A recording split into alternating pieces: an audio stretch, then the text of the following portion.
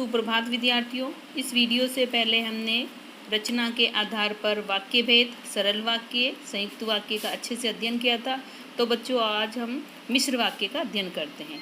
मिश्र वाक्य की परिभाषा है जिन वाक्यों की रचना एक से अधिक ऐसे उपवाक्यों से हुई हो जिसमें एक उपवाक्य प्रधान हो और अन्य गौण हो, उन्हें मिश्र वाक्य कहते हैं। यानी एक प्रधान होता है उपवाक्य और अन्य गौण रहते हैं। जैसे मालिक ने कहा कि कल की छुट्टी रहेगी। श्यामलाल जो गांधी गली में रहता है मेरा मित्र है। हिरण ही एक ऐसा वन्य पशु है जो कुलांचे बढ़ता है। तो देखिए, ऊपर लिखित उदाहरणों में टेढ़े छपे अंश गौण वाक्य हैं और दूसरे अंश प्रधान वाक्य है। अतः ये सभी मिश्र वाक्यों के उदाहरण हैं। यानी जो से, की से, है ना, ये प्रारंभ होकर और अंत तक जा रहे हैं। जैसे जो गांधी गली में रहता है मेरा मित्र है, और की कल की छुट्टी रहेगी, और इसमें जो कुलाचे बढ़ता है, ये सभी जो है आश्रित उपवाक्य है। ठीक है। पहचान मिश्र वाक्यों की कि जो, वह, जिससे, उसे, ऐसा, जो, वही, जिसे, यदि, तो जैसे व्यधिकरण योजक होते हैं। जैसे पहला है ना आपका उदाहरण, मालिक ने कहा कि कल की छुट्टी रहेगी, तो की से प्रारंभ हो गया। ठीक है। और दूसरे में श्यामलाल जो गांधी गली में रहता है मेरा मित्र है, तो जो से प्रारंभ हो गया। तो ऐसे व्यधिकरण योजक होते हैं। तो बच्चों, हम इसके उपवाक्य का अध्ययन करते हैं। प्रधान वाक्य और आश्रित उपवाक्य की पहचान। प्रधान उपवाक्य वह होता है जिसकी क्रिया मुख्य होती है। आश्रित उपवाक्यों का प्रारंभ की, जो, जिसे, यदि, क्योंकि आदि से होता है। मिश्र वाक्य का एक सरल वाक्य में रूपांतर कीजिए।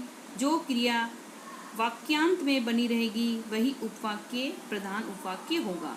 रूपांतरित होने वाली क्रिया वाला उपवाक्य आश्रित उपवाक्य होगा। जैसे उदाहरण हम देखते हैं, मोहन परिश्रम करता तो अवश्य सफल होता।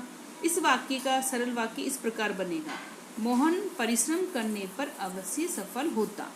तो यहाँ देखिए बच्चों, ध्यान दीजिए, यहाँ परिश्रम करता क्रिया रूपांतरित हो गई है, अतः यह आश्रित उपवाक्य है। दूसरी ओर सफल होता क्रिया ज्यों की त्यों विद्यमान रही, अतः यह प्रधान उपवाक्य है।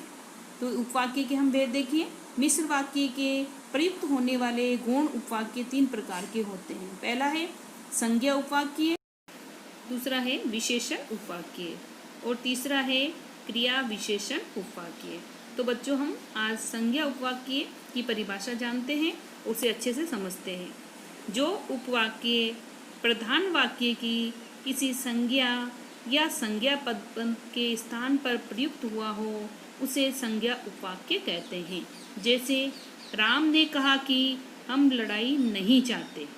तो देखिए, यहाँ हम लड़ाई नहीं चाहते उपवाक्य राम ने कहा।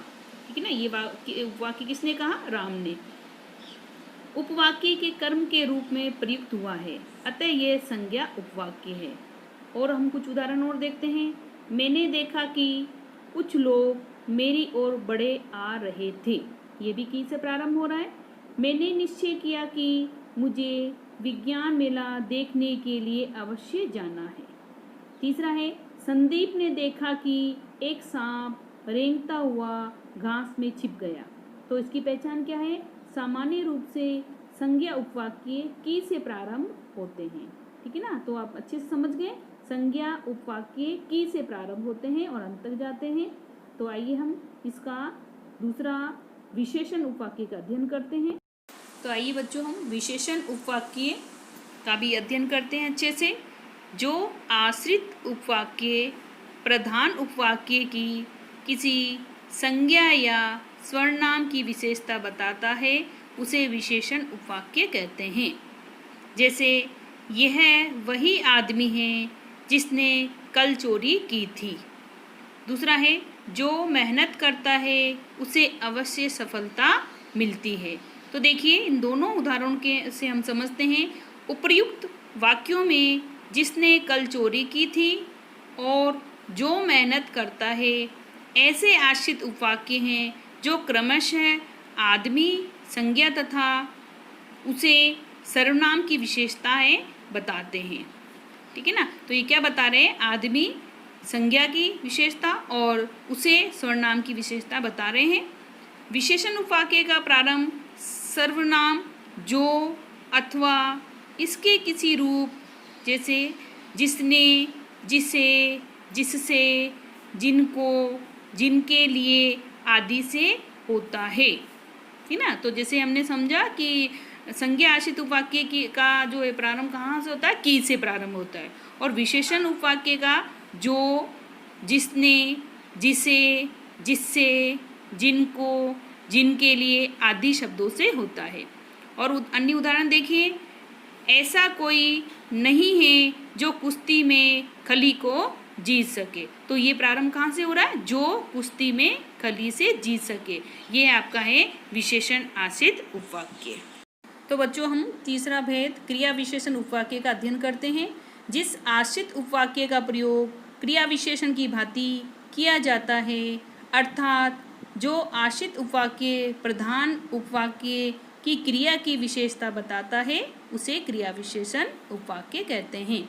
जैसे जब तुम स्टेशन पर पहुँचे तब मैं घर से चला।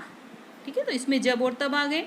यदि बोलना नहीं आता तो चुप रहना चाहिए, इसमें यदि। उपयुक्त वाक्यों में टेढ़े छपे शब्द मुख्य उपवाक्यों की क्रियाओं, चलना और चुप रहना की विशेषता यानी समय और शर्त बता रहे हैं, अतः ये क्रिया विशेषण उपवाक्य है। इसके 5 भेद हैं। पहला है कालसूचक उपवाक्य। काल का मतलब है समय का बोध कराए। तो बच्चों आइए इसके उदाहरण देखते हैं हम। जब प्रशांत मेरे पास आया तब लगभग 5 बजे थे। तो इसमें शब्द कौन से आए, जब और तब, ये समय सूचक शब्द हैं। जब मैं घर पहुंचा तब वर्षा हो रही थी, इसमें भी जब और तब आया है। तीसरा उदाहरण देखिए, ज्यों ही मैं स्कूल से बाहर आया खेल आरंभ हो गया, इसमें ज्यों ही आएगा।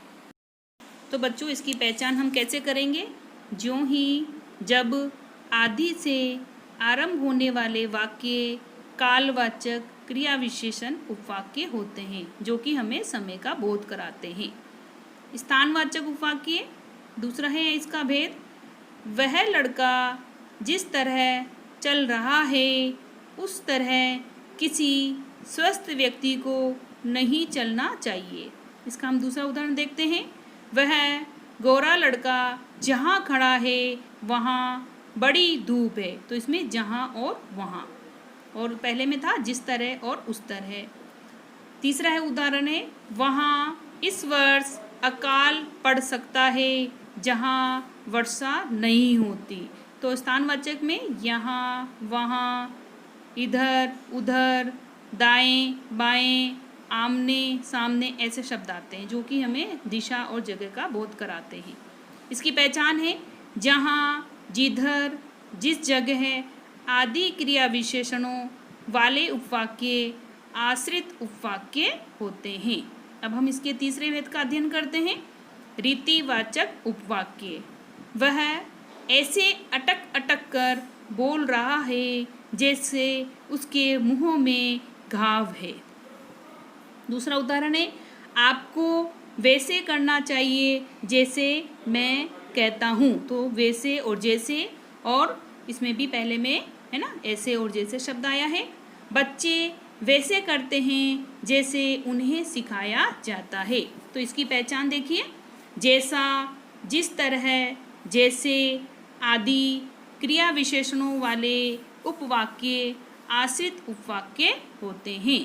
तो आइए हम इसके चौथे भेद का अध्ययन करते हैं, परिमाणवाचक उपवाक्य। ये इसका उदाहरण देखते हैं।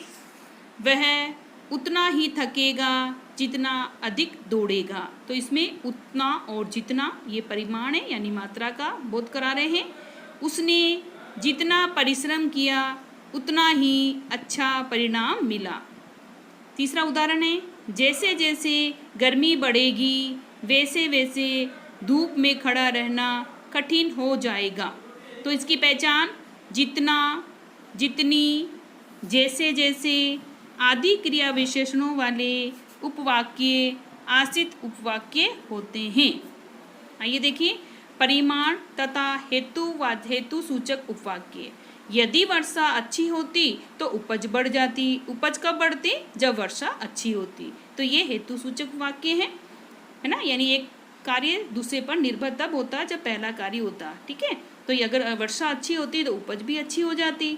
वह जरूर परिश्रम करेगा ताकि अच्छे अंक ले सके। तीसरा उदाहरण है, वह इसलिए आएगा ताकि आपसे बात कर सके।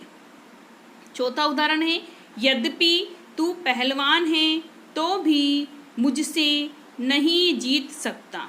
तो इसकी पहचान क्या है? यदि, यद्यपि, ताकि से आरंभ होने वाले उपवाक्य आश्रित उपवाक्य होते हैं।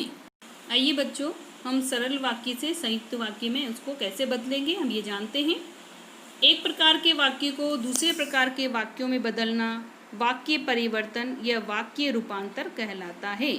रचना की दृष्टि से यह परिवर्तन निम्न प्रकार से हो सकता है। जैसे सरल वाक्य से संयुक्त वाक्य में हम कैसे बदलेंगे?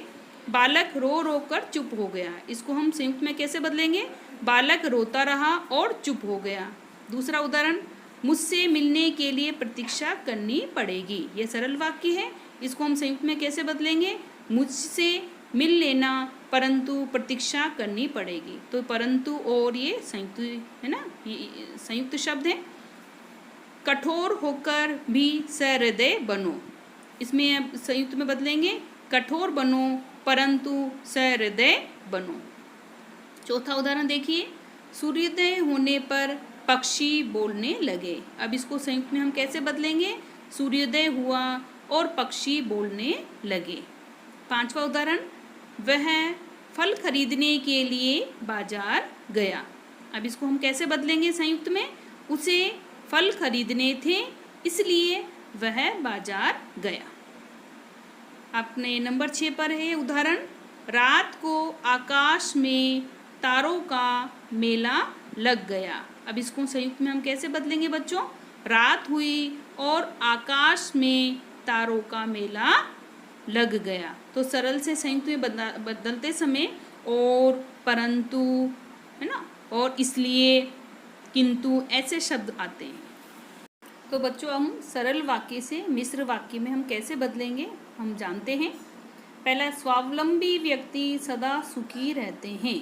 अब देखो इसको मिश्र में कैसे बदलेंगे?